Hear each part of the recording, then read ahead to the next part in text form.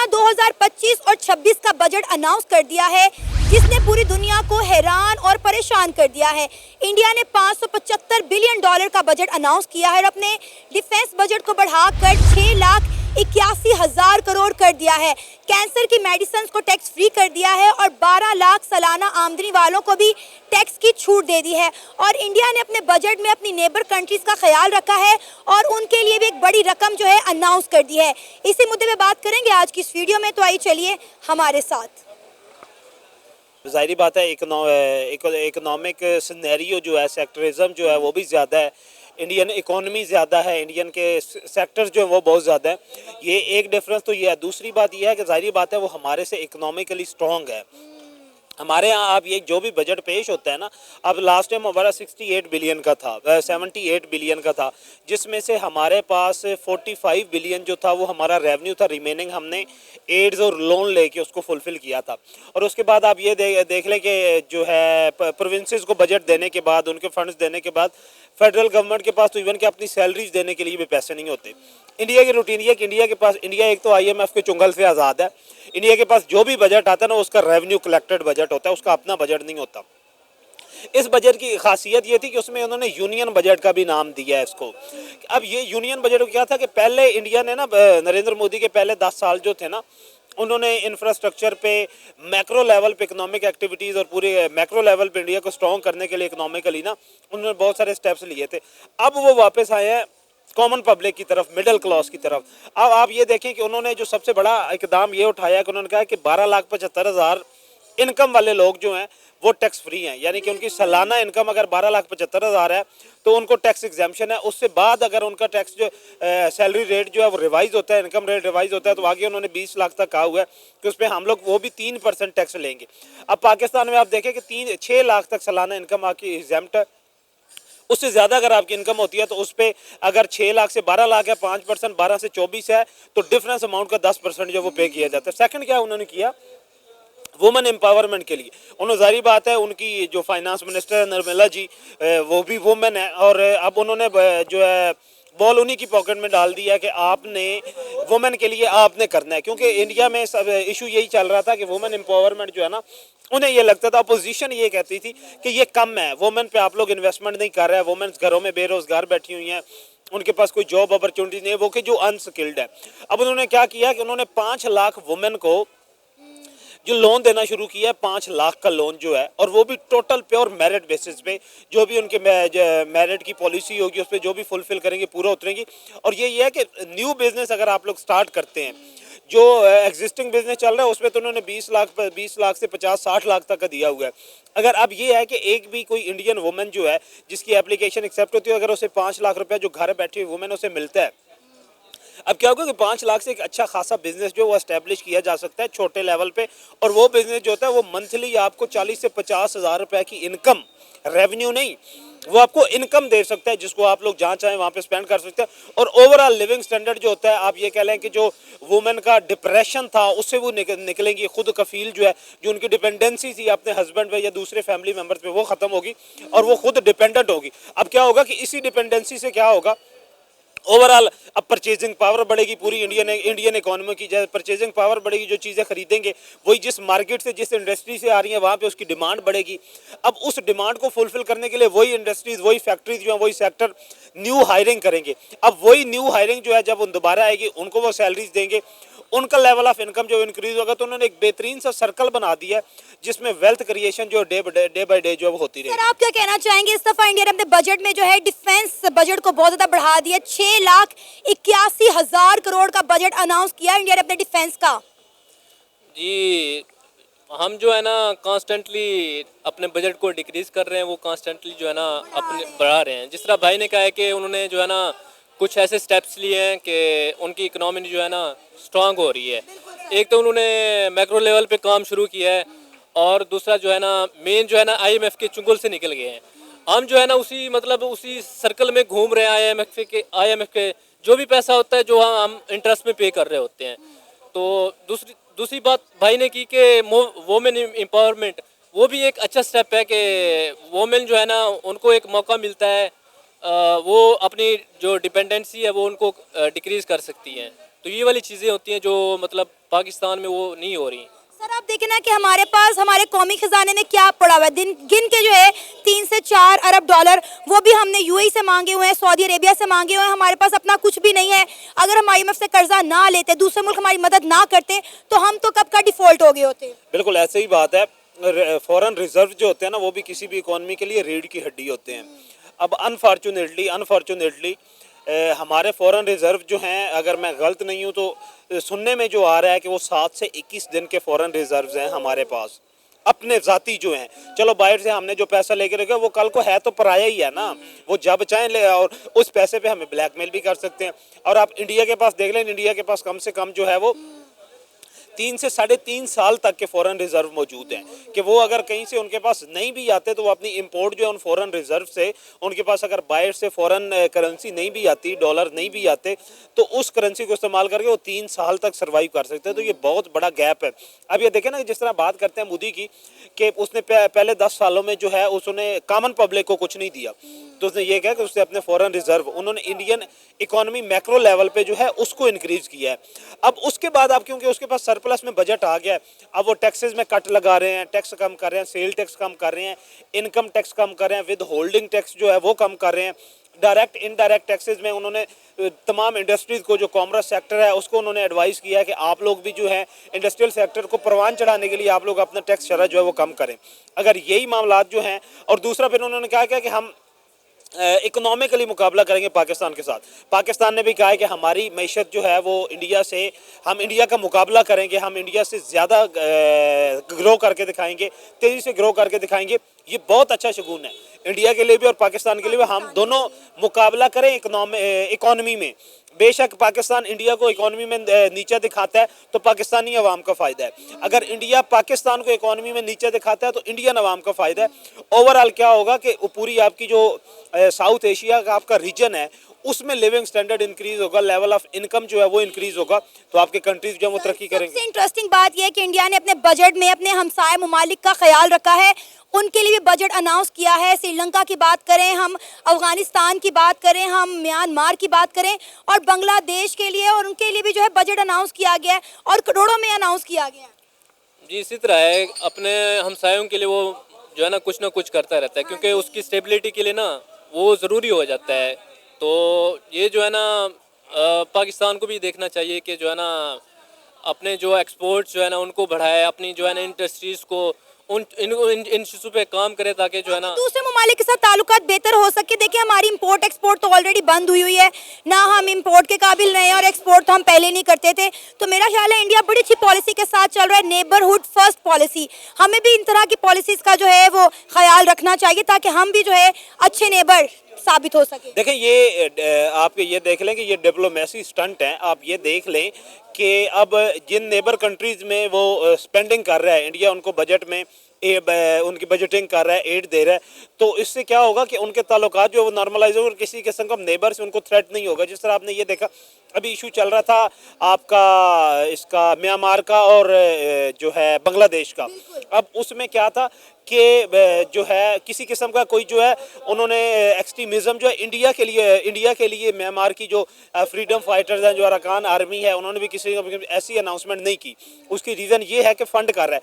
अब म्यांमार में 2 सेक्टर हैं, आपकी 40% जो म्यांमार की कंट्री है उस पर उनकी फ़ौज का कब्जा है, 60% वो सारे फ्रीडम फाइटर और जो पॉलिटिकल फोर्सेस हैं उनके पास है।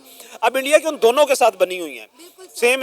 अब बांग्लादेश में आप ये देख लें कि बांग्लादेश की गवर्नमेंट तो उनके अगेंस्ट है, लेकिन जो सेक्टर्स हैं बांग्लादेश के उसमें इंडिया भी उनको सपोर्ट कर रहा है, उनको इन्वेस्ट कर रहा है। इसीलिए तो जो आप ब्यूरोक्रेसी लेवल पे बांग्लादेश में कोई भी इंडिया के खिलाफ जाने को तैयार नहीं है, और वो अपनी गवर्नमेंट को ये बता रहे हैं कि आप उनके साथ ताल्लुकात जैसे ही नॉर्मलाइज करेंगे, आप बेहतर ताल्लुकात करेंगे, आपके इक़्तिदार भी मजबूत होगा, आपके इक़्तिदार को तूल भी मिलेगा और लोगों के दरमियान जो कयास है वो भी ख़त्म होगा। देखिए मैम, सबसे पहले तो भारत के बारे में ये है कि भारत फ़िलहाल बहुत ज़्यादा अग्रेसिव और प्रोग्रेसिव मूड में जा रहा है आगे, जबकि उसको पाकिस्तान के साथ कंपेयर किया जाए तो पाकिस्तान इस टाइम उसके मुकाबले में अपने जो सियासी मसाइल हैं उनमें लगा हुआ है, जबकि वो इससे भी आगे जा सकता है। लेकिन हमारे अपने जो सियासी झगड़े हैं घर के वो नहीं ख़त्म हो रहे।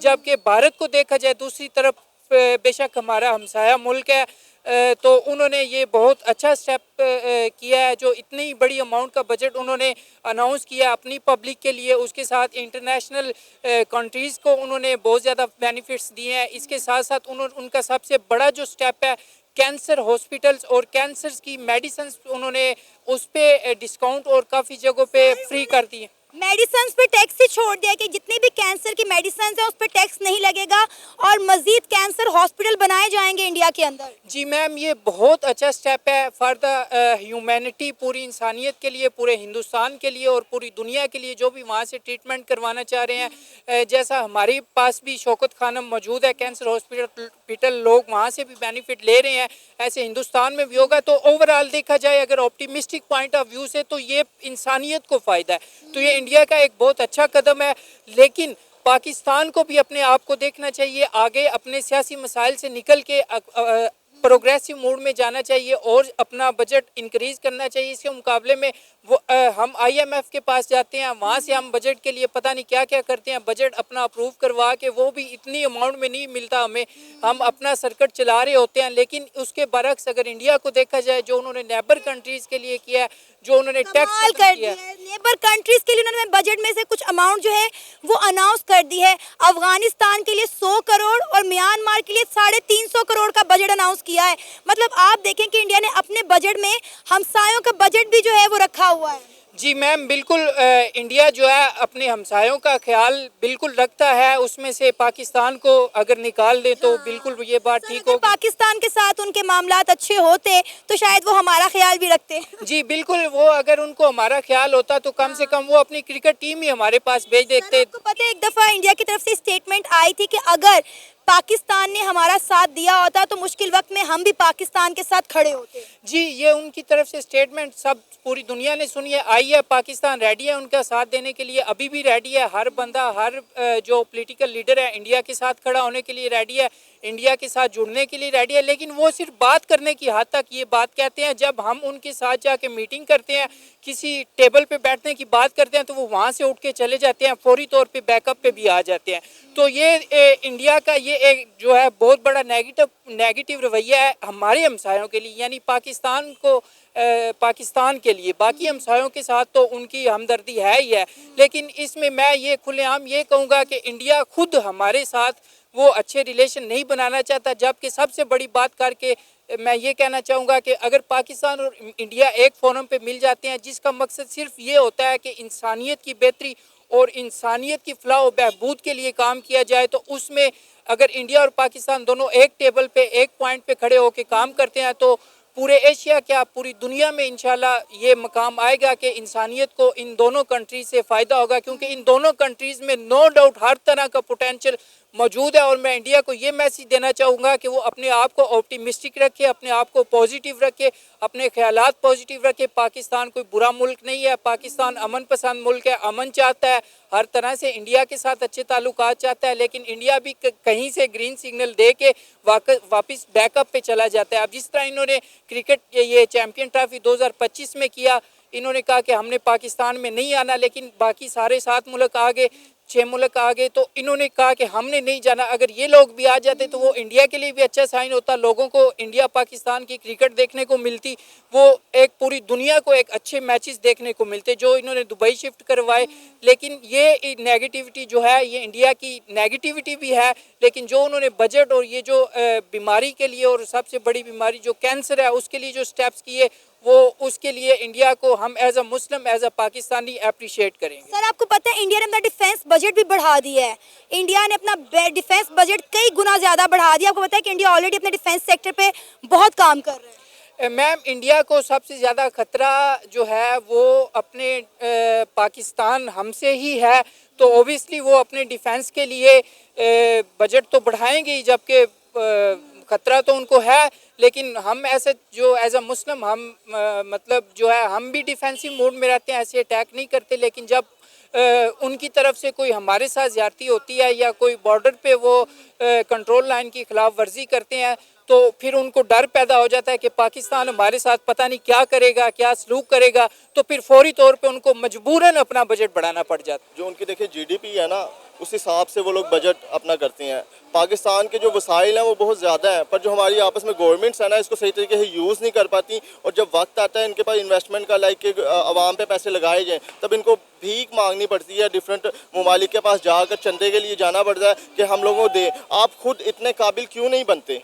कोई पाकिस्तान जो है 2011 में या 2020 में आज़ाद नहीं हुआ, 1947 का आज़ाद हुआ है। हमारे बाद जो ममालिक आई उन्होंने इतनी तरक्की कर ली, जैसा कि आपने मिसाल दी है कि हमारे हमसाये ने अभी बजट का ऐलान किया है, तो आप देखें ना उनके मामलात कुछ और है हमारे मुकाबले में, तो ठीक है वो कर सकते हैं बजट को जो है ऐसा। लेकिन सर यही बात है ना, हम हर बात में इंडिया से अपना मुआवजा करते हैं, लेकिन मुझे लगता है हमारा उनके साथ मुआवजा बनता ही नहीं है। बजट देखने के बाद तो बिल्कुल भी नहीं बनता, उनके साथ मुआवजा बनता ही नहीं है। देखें उनके आप जिस मर्जी फील्ड में चले जाएं, देखें जो वो काम करते हैं ना नियत से करते हैं। हम एज अ मुस्लिम हम लोग हैं, हमारा ईमान है, पर हम उस तरह काम नहीं करते। वो जो काम करते हैं नियत से करते हैं, वो अपनी आवाम का सोचते हैं। अभी रिसेंटली मैं स्क्रॉल कर रहा अबाउट, मैंने वो कैंसर की भी कोई उनकी अपडेट आई है, तो कैंसर की मेडिसिन देखें आपके हमारे यहाँ पे आप एक मेडिकल स्टोर से पर्ची लेने जाए ना, 15 रुपये का पैनाडोल का पत्ता है, तो उस पर भी आपको डोर पे उन्होंने अपना टैक्स रखा होगा, ठीक है। और वो लोग कैंसर की मेडिसिन फ्री दे रहे हैं, अपनी टैक्स फ्री दे रहे हैं, और मेडिसिन जो है वो आवाम के लिए उन्होंने, लेकिन सहूलियात पैदा करें ना आप, ठीक है। आप मुल्क से जो है उनसे बजट के लिए, टैक्सेस के लिए आप उनके पीछे भागते हैं, उनको कहते हैं जी हम पीटीए के थ्रू आपको मैसेज भेजेंगे, टैक्सेस आप लेने के लिए पीछे भागते हैं। आप उनको फैसिलिटीज़ तो वैसी दें कि मैं खुद कहूँ कि यार मेरे पे मेरी गवर्नमेंट इतना पैसा लगा रही है, मेरे लिए सहूलियात है, तो मैं भी इनको अपने बजट में से इनको भी पैसे दूँ, वो मुझे रिटर्न बैक आएगा। पर जब मुझे पता है कि बैठे चोर हुए हैं और ये सब पैसा इनकी जेबों में जाना है, तो मुझे तो तकलीफ होगी। सर आप ये देखें कि इंडिया ने ना सिर्फ अपने मुल्क के लिए जो है वो फ्रेंडली बजट अनाउंस किया, बल्कि अपने बजट के अंदर उन्होंने अपने हमसाए ममालिक का भी ख्याल रखा है। अफगानिस्तान का, म्यांमार का, उन्होंने श्रीलंका का, इन ममालिक के भी जो बजट अनाउंस किए हैं। अफसोस ही हो सकता है, पर क्या कर सकते हैं उनसे, हमसे वो कहते हैं ना कि कोई ऐसी मशहूर दोस्ती भी नहीं रखी जा सकती। तो हम वो लोग हैं कि जिसमें हम लोग उनके साथ कभी चल ही नहीं सके। जब हमारे कई लीडर्स हैं जो पिछली गवर्नमेंट गुजरी हैं, उन लोगों ने उनके साथ चलने की कोशिश की है, तो अपने घर के भेदी उनको कह देते हैं कि ये लोग गद्दार हैं, इंडिया के साथ मिले हुए हैं। और जब किसी का ताल्लुक नहीं होता तो ये उंगलियां उठाते हैं कि भाई इंडिया हमें पूछता नहीं है। इंडिया आपको कैसे पूछेगा, ठीक है। अब जिस तरह मैचेस हो रहे हैं, टीम्स आ रही हैं, सारे मुल्कों की टीम आई, इंडिया ने नहीं भेजी, आप लोगों ने भेज दी। तो हमने हमेशा अमन का पैगाम दिया है, हमने हमेशा टीम भेजी है, कोई भी मैटर हो हमने इंडिया का ही साथ दिया। क्यों कहते हैं ना कि जड़ा अपना है वो कोल ही सुटेगा, मार के दूर सुटेगा, जड़ा जो मिसाल है, तो वो हम पे अप्लाई होती है कि हम जितनी उनसे मोहब्बत करते हैं वो हमें उतनी तकलीफ़ देते हैं, ठीक है। किसी भी मामले में आप चले जाएँ, बॉर्डर्स पे चले जाएँ, तो जब हमारी तरफ से हमने कभी ये सुनने को नहीं आया कि जी हमने सीज़ फायर की खिलाफ वर्जी की हो, हमारी तरफ से कोई गोली चली हो, कोई भी मामला हो तो हम मजलूम, पहले हम पे हमला होगा, ठीक है, उसके बाद हम लोग ही वहाँ पर रोते फिरते फिरेंगे जी भारत ने हमारे साथ ये कर दिया। सर इंडिया ने देखें अपना डिफेंस बजट जो है वो इस दफ़ा बहुत ज़्यादा बढ़ा दिया है, उसमें इजाफा कर दिया। ऑलरेडी इंडिया का डिफेंस सेक्टर जो देखें वो बहुत ज़्यादा ग्रो कर चुका है, पाकिस्तान के मुकाबले में कई गुना ज़्यादा बेहतर है। वो अपने मुल्क में हर असला खुद बना रहे हैं, बल्कि दूसरे मुल्कों में एक्सपोर्ट कर रहे हैं। आप देखें ब्राह्मोस मिसाइल की हम बात करें जो उन्होंने रशिया के ताउन के साथ बनाया, जंगी बहरी बेड़े बना रहे हैं, आए दिन कोई ना कोई मिसाइल लॉन्च कर रहे हैं, कोई ना कोई एक्सपेरिमेंट कर रहे हैं, और मजीद उन्होंने बजट बढ़ा दिया है। मैं आपको सना एक बात बताऊं कि अगर हमारे पास जो है एक ईमान का वो ना होता कि हम मरेंगे तो शहीद हो जाएंगे या रब की ज़ात हमारे साथ है, तो हम उनके मुकाबले में कुछ भी नहीं है। ये सिर्फ हमारे पास एक ईमान की ताकत है। अगर आप लोग बराबरी पे आएँ, मुकाबले पे आएँ, तो इंडिया हमसे बहुत आगे है। नीयतों की वजह से आगे है कि उन लोगों ने अपने मुल्क के लिए सोचा हुआ है। हम लोग पहले अपने घर का सोचते हैं, इनफैक्ट कि उसमें हम अपना मुल्क भी एक हमारा घर है, उसके बारे में कभी नहीं सोचते और ना सोच सके हैं, ठीक है। वो दिन ब दिन अपना असला बना रहा है, एटम बम बना रहा है। हालांकि अब जो आजकल की जो जंग है वो इस मुकाबले की नहीं रही, ठीक है, सोशल वार है। उसके ज़रिए भी उन्होंने आपकी बहुत तबाही कर दी है। आपके घर घर में केबल पे चैनल्स, मूवीज़, हर बच्चा इस चीज़ों में उलझा हुआ है, सोशल पे, ठीक है, मीम्स, ये सब चलता रहता है, ठीक है। और इस तरीके से वो इस वक्त हमें तकलीफ़ पहुँचा रहे हैं या हमारी आने वाली नस्ल को ख़राब कर रहे हैं। और जो ये आपने की असले और जो मिसाइल्स की बात है, इस वक्त वो जंग रह नहीं गई, फिर भी वो उसके लिए अब भी अपना बजट और वो चीज़ें निकालते हैं। ट्रस्ट मी, अगर आप इस्लामाबाद जाएँ, पाकिस्तान है, मैं खुल के बड़ा बात भी नहीं कर सकता, डर ही लगता है माशाल्लाह कि अगर सही जाए ना इस्लामाबाद और जहाँ मतलब हमारे ये वेपन्स वगैरह पड़े हुए हैं, तो कसम से अगर सारे चलाएं तो वो कहते हैं ना माशाल्लाह कि बाज़ा फूकी बम होता है कि मैं भी अल्लाह ना करे कि कुछ चले ही ना, ठीक है। कि हम लोग वो बस 6 सितंबर आती है, 14 अगस्त आती है, तो उनको लहरा दिया जाता है आवाम को दिखाने के लिए कि हम एक जिंदा कौम है, we have many arms. But Allah बेहतर जानता है कि मौके पे वो भी चलें या ना चलें, तो उसका भी हम कुछ कह नहीं तो सकते। लगता है कि हमें हालात और वक्त के मुताबिक अब इंडिया के साथ हम समझौता कर लेना चाहिए, दोस्ती कर लेनी चाहिए?